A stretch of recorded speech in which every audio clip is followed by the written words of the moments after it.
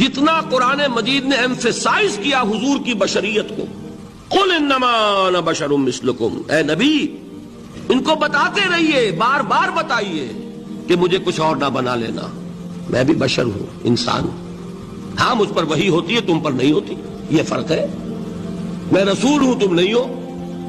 اور دوسرا یہ کہ خود حضور نے ایسی باریک بینی سے روکا، یہ بھی آپ کو پسند نہیں تھا کہ میں آؤں تو تم کھڑے ہو جاؤ، صحابہ کو آپ روکتے تھے۔ رسول اللہ صلی اللہ علیہ وسلم نبیوں کے تاجدار، شفیع امت، اللہ کے حبیب، جنت کے مالک، حوض و کوثر کے مالک، رحیم و کریم آقا کی شان اتنی ہے کہ ساری دنیا کے درخت قلم بن جائیں اور سمندر سیاہی تو آقا دو عالم کی شان مبارک ختم نہ ہو، جن کے اخلاق پورا قرآن ہو، ان کی شان کا کیا کہنا، اللہ اللہ۔ ان کی قسمیں اللہ قرآن مجید میں کھائے، یا ایھا المدثر، یا ایھا المزمل، انا اعطیناک الکوثر، یاسین واللیل اذا سجا۔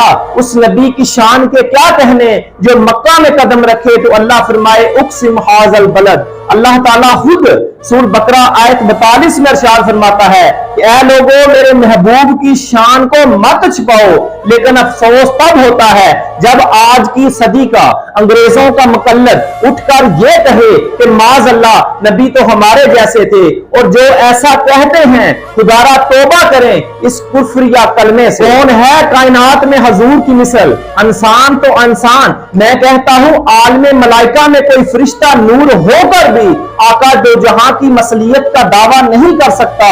نہ کوئی حضور کی مثل تھا، نہ کوئی حضور کی مثل ہے، اور نہ حضور کسی کی مثل ہے۔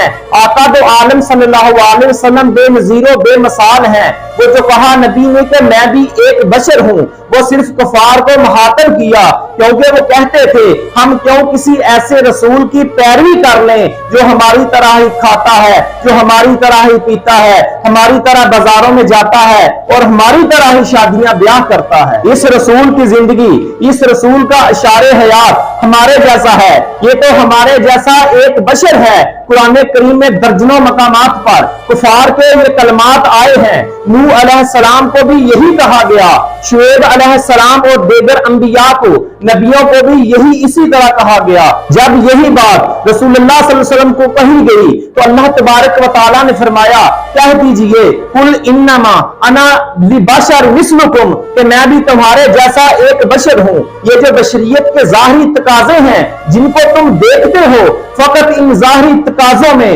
تمہارے جیسا سمجھنے لگ جاؤ، اس پر میرا مقام متعین نہ کر لینا کہ کہیں میرا مقام بھی معاذ اللہ اپنے جیسا سمجھنے لگ جاؤ، مگر باطن میری حقیقت میرا مقام یہ نہیں ہے جو تم قیاس کرتے ہو۔ میری شان یہ ہے کہ میرے قلب پر اللہ کا نور اترا ہے جو زمینوں آسمان اور پہاڑوں پر اترتا تو وہ برداشت نہ کر سکتے۔ اللہ مجھ سے مخاطب ہوتا ہے، میرا مقام یہ ہے کہ میں عرش مولا پر جاتا ہوں، میں مقام کعبہ کوسین پر جاتا ہوں۔ اللہ بغیر جبرائیل کے براہ راست مجھ سے کلام فرماتا ہے، مجھ سے القاء کرتا ہے، اپنا حجاب اٹھا دیتا ہے، میں بغیر حجاب کے اور نور حق کو دیکھتا ہوں۔ کون دیکھ سکتا ہے اس کائنات میں؟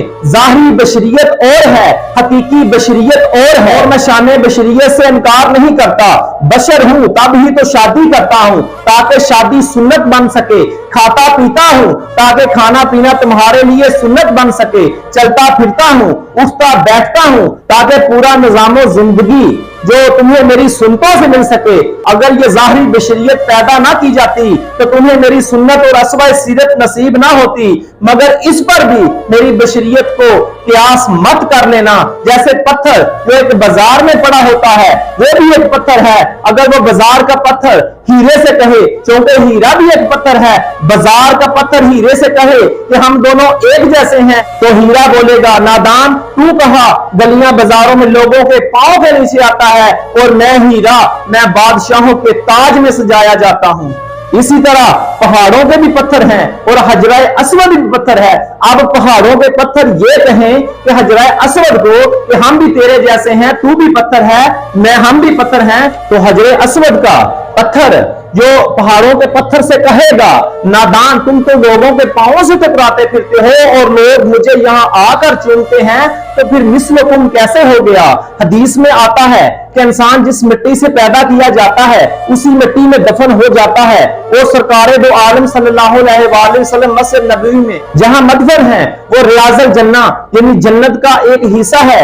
آقا کریم صلی اللہ علیہ وآلہ وسلم نے فرمایا ما بین بیتی و منبری روزہ من ریاض الجنہ, کہ میرے گھر اور میرے منبر کے درمیان کی سر جو زمین ہے وہ جنت کے باغوں میں سے ایک باغ ہے. تو معلوم ہوا وہ جنت کی مٹی ہے. یہاں رسول اللہ صلی اللہ علیہ وسلم مدفن ہے تو جنت کی مٹی مٹی ہو کر بھی نور ہے, خاک نہیں. جنت کے پانی نور, جنت کے درخت نور, حور و قصور نور, جنت کی شراب نور, یعنی کہ جنت خود ایک نور ہے.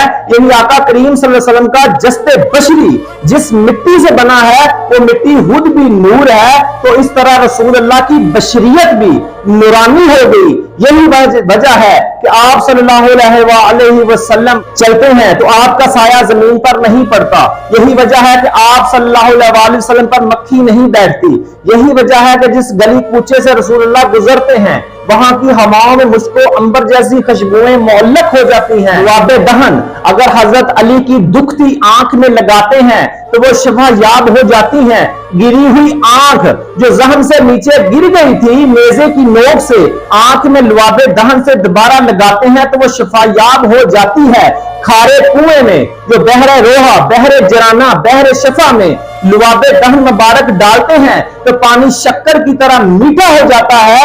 ہاتھ لگاتے ہیں تو مردے زندہ ہو جاتے ہیں.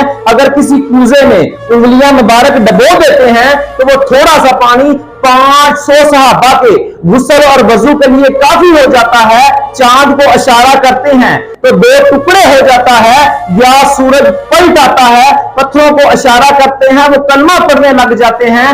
درخت کو اشارہ کرتے ہیں وہ چل کے آتا ہے, کلمہ پڑھ کے گواہی دے کے واپس چلا جاتا ہے. جیسے مسلمان اور کافر ہوتے تو انسان ہی ہے نا, لیکن دونوں انسان ہونے میں بھی ایک جیسے نہیں ہیں, کیونکہ کافر جو دوزخ کی ایندھن بن رہے ہیں اور مسلمان جنت کے مہمان بن رہے ہیں. معلوم ہوا انسان ہونے میں تو ایک جیسے ہیں مگر فضائل و برکات مرتبہ مقام میں مختلف ہیں.